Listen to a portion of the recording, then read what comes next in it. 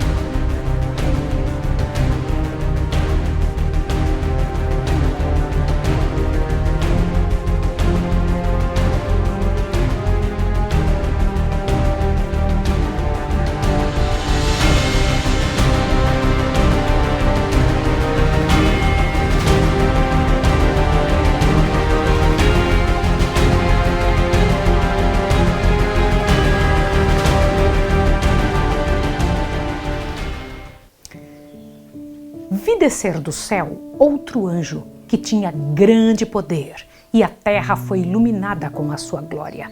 E clamou fortemente, dizendo com grande voz: Caiu, caiu a grande Babilônia, e se tornou morada de demônios e coito de todo espírito imundo, e coito de toda ave imunda e aborrecível. E ouvi outra voz do céu que dizia: Sai dela, povo meu, para que não sejais participantes dos seus pecados e para que não incorras nas suas pragas. Apocalipse 18, 2 e 4. Esta passagem indica um tempo em que o anúncio da queda de Babilônia, conforme foi feito pelo segundo anjo do capítulo 14 do Apocalipse, deve repetir-se com pregação adicional das corrupções que têm estado a se introduzir nas várias organizações que constituem Babilônia, desde que essa mensagem foi pela primeira vez proclamada no verão de 1844. Descreve-se aqui uma terrível condição do mundo religioso. A cada rejeição da verdade, o espírito do povo se tornará mais duro, mais obstinado o coração, até que fique entrincheirado em audaciosa incredulidade. Em desafio às advertências que Deus deu, continuarão a pisar a pés um dos preceitos do Decálogo, até que sejam levados a perseguir os que têm como sagrado. Cristo é desprezado com o desdém que se lança à sua palavra e a seu povo. Sendo os ensinos do Espiritismo aceito pelas igrejas, removem-se as restrições impostas ao coração carnal, e o frequentar e praticar a verdadeira religião se tornará um manto para ocultar a mais vil iniquidade. A crença nas manifestações espiritualistas abre a porta aos espíritos enganadores e doutrinas de demônios. E assim a influência dos anjos maus será sentida nas igrejas. A respeito de Babilônia, no tempo referido nesta profecia declara-se: os seus pecados se acumularam até ao céu, e Deus se lembrou da iniquidade dela. Apocalipse 18, 5. encheu a medida de sua culpa e a destruição está a ponto de cair sobre ela. Mas Deus ainda tem um povo em Babilônia. E antes de sobrevirem seus juízos, estes fiéis devem ser chamados a sair para que não sejam participantes dos seus pecados e não incorram nas suas pragas. Aí está a razão do movimento simbolizado pelo anjo descendo do céu, iluminando a terra com sua glória e clamando fortemente com grande voz, anunciando os pecados de Babilônia. Em relação com a sua mensagem, houve a chamada: sai dela, povo meu. Estes anúncios, unindo-se à mensagem do terceiro anjo, constituem a advertência final a ser dada aos habitantes da terra. Terrível é a crise para a qual caminha o mundo. Os poderes da terra, unindo-se para combater os mandamentos de Deus, decretarão que todos, pequenos e grandes, ricos e pobres, livres e servos, Apocalipse 13:16, se conformem aos costumes da igreja pela observância do falso sábado. Todos os que se recusarem a conformar-se serão castigados pelas leis civis e declarar-se finalmente serão merecedores da morte. Por outro lado, a lei de Deus que ordena o dia de descanso do Criador exige obediência e ameaça com a ira divina todos os que transgridem os seus preceitos. Esclarecido assim o assunto, quem quer que pise a lei de Deus para obedecer a uma ordenança humana, recebe o sinal da besta, aceita o sinal de submissão ao poder a que prefere obedecer em vez de Deus. A advertência do céu é: se alguém adorar a besta e a sua imagem, e receber o sinal na sua testa ou na sua mão, também o tal beberá do vinho da ira de Deus que se deitou não misturado no cálice de sua ira. Apocalipse 14, 9 e 10. Mas ninguém deverá sofrer a ira de Deus antes que a verdade se lhe tenha apresentado ao espírito e consciência e haja sido rejeitada. Há muitos que nunca tiveram oportunidade de ouvir as verdades especiais para esse tempo. A obrigatoriedade do quarto mandamento nunca lhes foi apresentada em sua verdadeira luz. Aquele que lê todos os corações e prova todos os intuitos não deixará que pessoa alguma que deseje o conhecimento da verdade seja enganada quanto ao desfecho da controvérsia. O decreto não será imposto ao povo cegamente. Cada qual receberá esclarecimento bastante para fazer inteligente a sua decisão. Eu vou ler um pedaço para você do que o grande conflito fala sobre esta questão relacionada ao sábado. Observe, por favor. O sábado será a pedra de toque da lealdade, pois é o ponto da verdade especialmente controvertido. Quando sobrevier aos homens a prova final, irá ser traçada a linha divisória entre os que servem a Deus e os que não o servem. Ao passo que a observância do sábado espúrio, o domingo, em conformidade com a lei do Estado, contrária ao quarto mandamento, será uma declaração de fidelidade ao poder que se acha em oposição a Deus. É a guarda do verdadeiro sábado em obediência à lei divina, uma prova de lealdade para com o Criador. Entende o que você acabou de me ver ler, de ler também no seu livro? O Senhor Deus deixa claro para nós essa situação. Observe o que eu preciso lhe dizer. Adorar ao Senhor no dia que os homens inventaram para ser guardado o domingo é honrar aos homens que fizeram esta lei. É honrar a igreja que apoia e que pede para que isso seja feito. É honrar ao inimigo de Deus. Honrar ao quarto mandamento conforme Deus pede é honrar ao Deus do céu. E essa é a grande escolha da sua vida e da minha vida. Ao passo que uma classe, aceitando o sinal de submissão aos poderes terrestres, recebe o sinal da besta, a outra, preferindo o sinal da obediência à autoridade divina, recebe o selo de Deus. Até aqui, os que apresentavam as verdades da mensagem do terceiro anjo foram muitas vezes considerados como simples alarmistas. As suas predições de que a intolerância religiosa alcançaria predomínio nos Estados Unidos, de que a igreja e o Estado se uniriam para perseguir os que guardam os mandamentos de Deus, foram declaradas sem fundamentos e absurdas. Afirmou-se confiantemente que esse país jamais se poderia tornar outro que não o que tem sido, defensor da liberdade religiosa. Mas ao ser a questão da obrigatoriedade da observância do domingo amplamente agitada, vai ser percebido o fato, há tanto tempo duvidado e descrito, a terceira mensagem produzirá um efeito que antes não seria possível produzir. Em todas as gerações, Deus tem enviado seus servos para repreender o pecado, tanto no mundo como na igreja. Mas o povo deseja que lhes fale coisas agradáveis e a verdade clara e pura não é aceita. Muitos reformadores, ao iniciarem seu trabalho, decidiram-se a exercer grande prudência ao atacar os pecados da igreja e da nação. Esperavam, pelo exemplo de uma vida cristã pura, fazer voltar o povo às doutrinas da Bíblia. Mas o Espírito de Deus veio sobre eles, assim como viera sobre Elias, impelindo a repreender os pecados de um rei ímpio e de um povo apóstata. Não podiam conter-se de pregar as claras afirmações das Escrituras Sagradas, doutrinas que tinham sido relutantes em apresentar. Sentiam-se forçados a declarar zelosamente a verdade e o perigo que ameaçava essas almas. As palavras que o Senhor lhes dava, eles as falavam, sem temer as consequências, e o povo era constrangido a ouvir a advertência.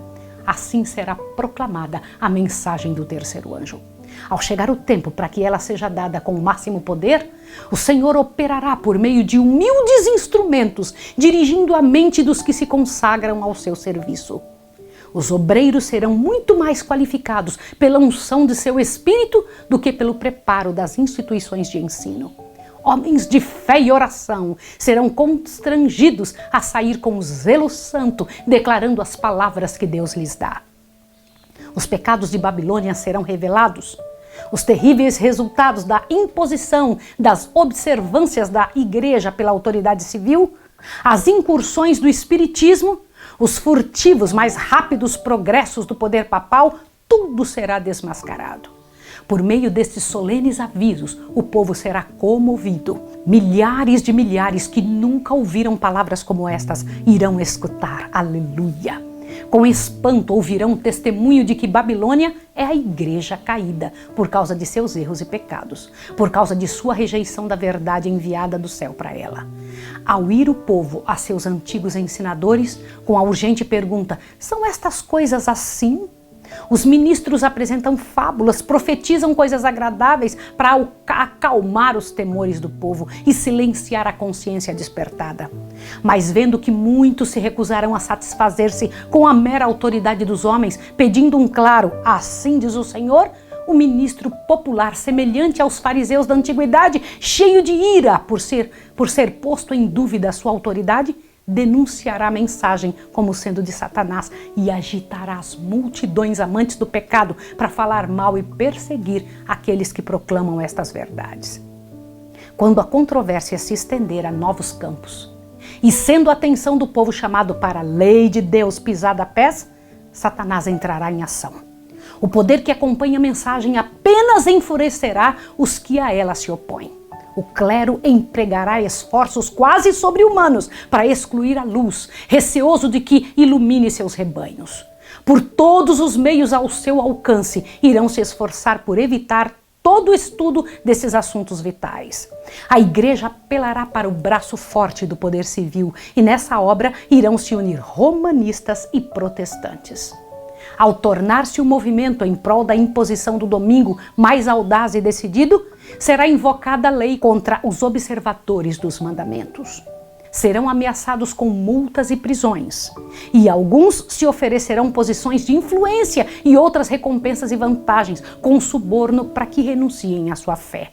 Mas sua perseverante resposta será: mostrai-me pela palavra de Deus o nosso erro, a mesma que foi apresentada por Lutero sobre idênticas circunstâncias. Os que forem citados perante os tribunais defenderão corajosamente a verdade, e alguns que os ouvirem serão levados a decidirem aguardar todos os mandamentos de Deus. Assim a luz chegará a milhares que de outra maneira nada saberiam destas verdades. Isso é tremendo, meu Deus, que coisa grandiosa. A conscienciosa obediência à palavra de Deus será considerada rebeldia. Cegado por Satanás, O pai exercerá aspereza e severidade para com o filho crente. O patrão ou patroa oprimirá o empregado que observa os mandamentos. A afeição será alienada. Filhos serão deserdados e expulsos do lar. Cumprir-se-ão literalmente as palavras de Paulo. Todos os que quiserem viver piamente em Cristo Jesus padecerão perseguições. 2 Timóteo 3,12. Como os defensores da verdade se recusem a honrar o descanso dominical, alguns deles serão lançados na prisão, exilados e outros tratados como escravos. Para a sabedoria humana, tudo isso parece agora impossível, mas ao ser retirado dos homens o Espírito de Deus, o qual tem poder de reprimi-los, e ao ficarem eles sob o governo de Satanás, que odeia os preceitos divinos, hão de acontecer coisas estranhas. Quando o temor e o amor de Deus são removidos, o coração pode tornar-se muito cruel. Ao aproximar-se a tempestade, uma classe numerosa que tem professado fé na mensagem do terceiro anjo, mas não tem sido santificada pela obediência à verdade, abandona sua posição, passando para as fileiras do adversário. Como me dói dizer isso a você. Se existe entre nós pessoas que sabem a verdade e não cumprem aquilo que sabem, que ficam protelando obedecer o que já sabem que está errado, estas pessoas passarão para as fileiras do inimigo na hora da maior pressão. Sob pressão nós sabemos quem é a pessoa. Fica firme pelo que é reto ou dá um jeitinho. Isso é muito sério, irmãos, isso é seríssimo. E você tem que parar para pensar isso.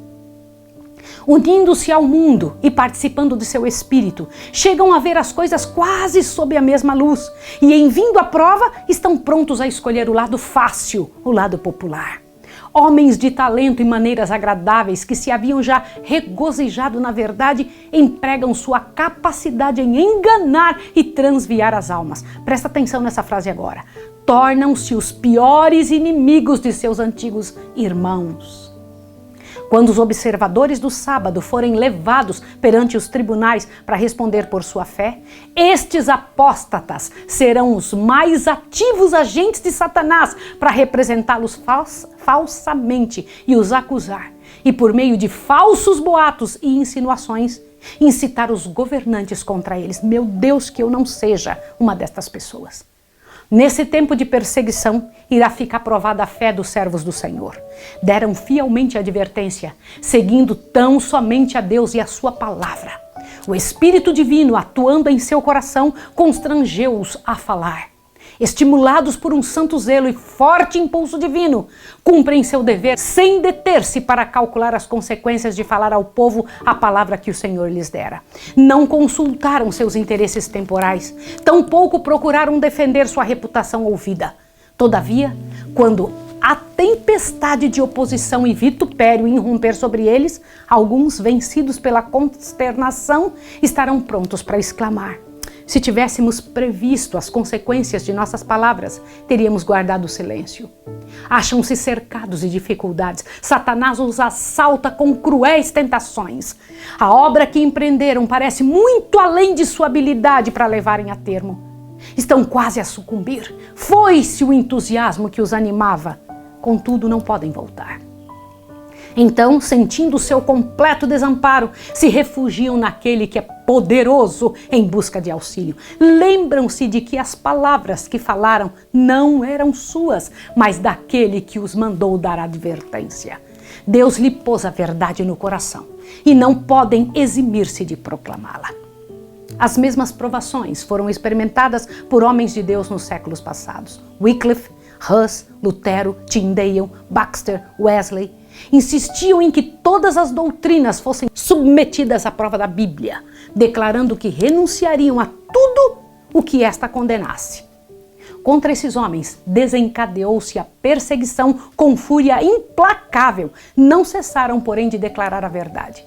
Cada um dos diferentes períodos da história da igreja se tem distinguido pelo desenvolvimento de alguma verdade especial, adaptada às necessidades do povo naquele tempo. Toda nova verdade teve de enfrentar o ódio e a oposição, e os que foram beneficiados por sua luz sofreram tentações e provações. O Senhor dá a seu povo uma verdade especial quando este se encontra em situação difícil. Quem ousa recusar-lhe a publicá-la? Ele ordena a seus servos que apresentem o último convite de misericórdia ao mundo. Eles não podem permanecer silenciosos a não ser com o perigo de sua alma. Os embaixadores de Cristo nada têm que ver com as consequências. Devem cumprir seu dever e deixar os resultados com Deus. Assumindo a oposição, caráter mais violento, os servos de Deus de novo ficam perplexos, pois lhe parece que eles motivaram a crise. Mas a consciência e a palavra de Deus lhes asseguram que sua conduta é correta. E conquanto continuem as provações, são fortalecidos para suportá-las. A luta se torna mais renhida e acirrada, mas a sua fé e coragem aumenta com o perigo. Seu testemunho é: não ousamos tentar alterações na palavra de Deus, dividindo a sua santa lei, dizendo ser essencial uma parte e a outra não, com o propósito de alcançar o favor do mundo. O Senhor a quem servimos é capaz de nos livrar. Cristo venceu os poderes da terra. Iremos ter medo de um mundo já vencido? Essa tem sido a pergunta e o que para pelo coração dos que falam a verdade de Deus. A perseguição em várias modalidades é o desenvolvimento de um princípio que subsistirá enquanto existir Satanás e tiver o cristianismo poder vital. Ninguém poderá servir a Deus sem atrair contra si a oposição das hostes das trevas. Anjos maus o assaltarão, alarmados de que sua influência lhe esteja arrebatando a presa. Homens maus, reprovados pelo seu exemplo, unir-se-ão àqueles procurando separar de Deus tal pessoa por meio de sedutoras tentações. Quando estas não surtem o efeito esperado, recorre-se ao poder compulsório para forçar a consciência. Mas enquanto Jesus permanece como intercessor do homem no santuário celestial, a influência repressora do Espírito Santo é sentida pelos governantes e pelo povo. Essa influência governa, ainda até certo ponto, as leis do país. Não fossem estas, e a condição do mundo teria sido muito pior do que é agora. Mesmo que muitos de nossos legisladores sejam ativos agentes de Satanás, Deus também tem os seus instrumentos entre os principais homens da nação.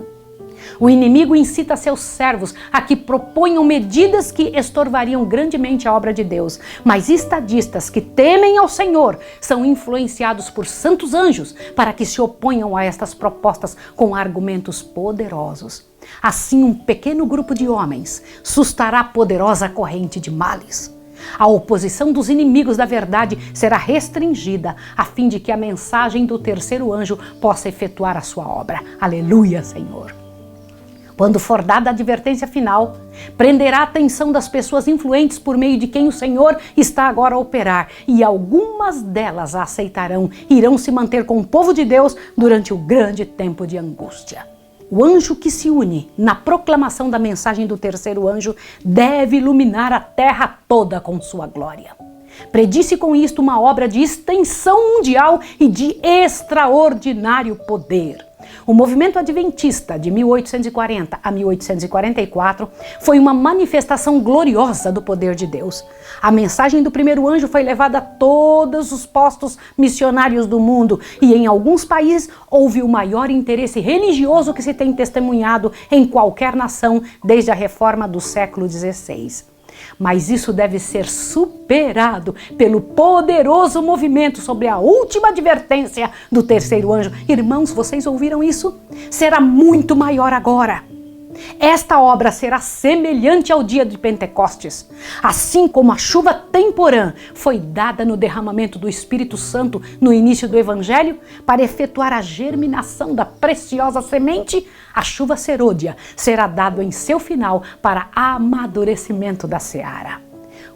Conheçamos e prossigamos em conhecer o Senhor, como a alva será a sua saída, e Ele a nós virá como a chuva serôdia que rega a terra. Oséias 6:3. E vós, filhos de Sião, regozijai-vos e alegrai-vos no Senhor vosso Deus, porque Ele vos dará ensinador de justiça e fará descer a chuva, a temporã e a serôdia. Joel 2:23.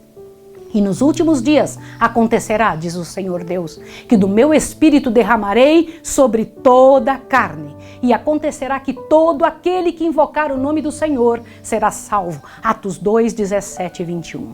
Irmãos, ouçam aqui, você que está me ouvindo. O Senhor Deus acabou de prometer, através destes versos que você leu comigo agora, que Ele vai derramar o Espírito Santo em quantas pessoas? Em toda a carne, todas as pessoas do mundo, todos os que estão na cadeia, lá na Ásia, na Rússia, na África, no Brasil todo, nos Estados Unidos, em todos, porque eles terão que decidir, e nós só conseguimos decidir com a obra do Espírito Santo, mas será a última vez que o Espírito Santo será lançado, nenhuma vez mais, irmão. Então aproveitemos agora, eu não estou dizendo isso só para você, a oportunidade que temos agora de apresentar isso para a nossa família. Ao apresentar isso para as pessoas, elas estão sendo tocadas pelo Espírito de Deus, mas precisa que alguém fale dessa verdade, apresente essa verdade, apresente a eles isto. Se você não sabe pregar, se você não tem condição de ir em igreja, em lugares, mande pelo menos os vídeos. Mande isto, você vai estar fazendo a obra do Senhor da mesma forma. Olha que bênção que Deus nos deu de agora, através deste meio da internet, passar avante, pregue, passe avante isso para as pessoas. O Espírito de Deus está movendo elas para que busquem, para que tenham desejo, para que tenham sede, para que tenham fome dessa verdade. A grande obra do Evangelho não deverá encerrar-se com menor manifestação do poder de Deus do que a que assinalou o seu início.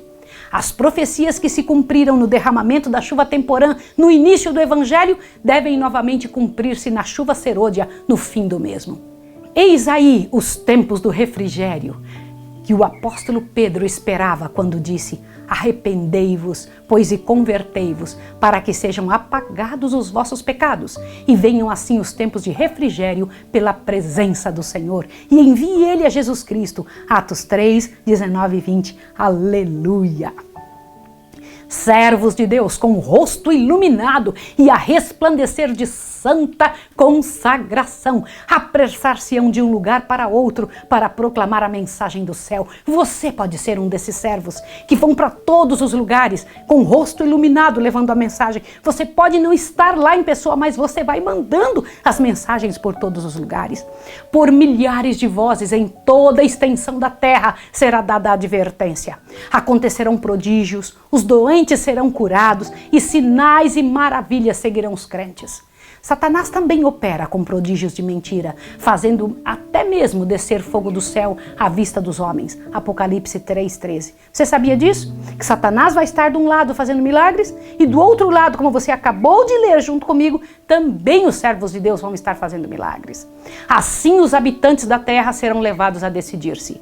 A mensagem há de ser levada não tanto por argumentos, como pela convicção profunda do Espírito de Deus. Os argumentos foram apresentados, a semente foi semeada e agora brotará e frutificará. As publicações distribuídas pelos missionários têm exercido sua influência. Todavia, muitos que ficaram impressionados foram impedidos de compreender completamente a verdade ou de lhe prestar obediência. Agora, os raios de luz penetram por toda parte e a verdade é vista em sua clareza. E os leais filhos de Deus cortam os laços e as algemas que os têm retido. Irmãos, o que é isso? Isso é a operação do poder do Espírito do Senhor. O Espírito do Senhor moverá o mundo e as pessoas vão tomar uma decisão e vão cortar todos os laços que os une com aqueles que estão dizendo: não faça, não vai atrás da Bíblia, não siga. Eles terão que tomar uma decisão. Laços de família, relações na igreja são impotentes para os deter agora. A verdade é mais preciosa do que tudo mais. Apesar das forças arregimentadas contra a verdade, grande número se coloca ao lado do Senhor. Aleluia! Bendito seja o nome do Senhor. Quando eu paro para pensar nessa oportunidade que estamos tendo, de observar estas coisas, de nos envolvermos nessas verdades, de fazermos disso, da palavra de Deus, destas verdades a nossa pregação, eu digo: Senhor, me envolva no último convite, no última pregação que o Senhor vai dar ao mundo condenado. No próximo capítulo, nós vamos estudar o capítulo 39, que diz: aproxima-se o tempo de angústia. Não falte, eu quero estar com você amanhã. Eu vou orar para que você tenha coragem de se envolver no último convite que Deus vai fazer ao mundo. Santo Deus e amado Pai, abençoa essa pessoa que acabou de ouvir. Dê forças para ela, organiza a vida, Senhor, faça o que for preciso, mas que ela tenha coragem, Senhor, de largar as coisas que estão impedindo e se envolver pela última vez na história da Terra, na única coisa que vale a pena, estar do teu lado e abrir a boca a favor de tua verdade.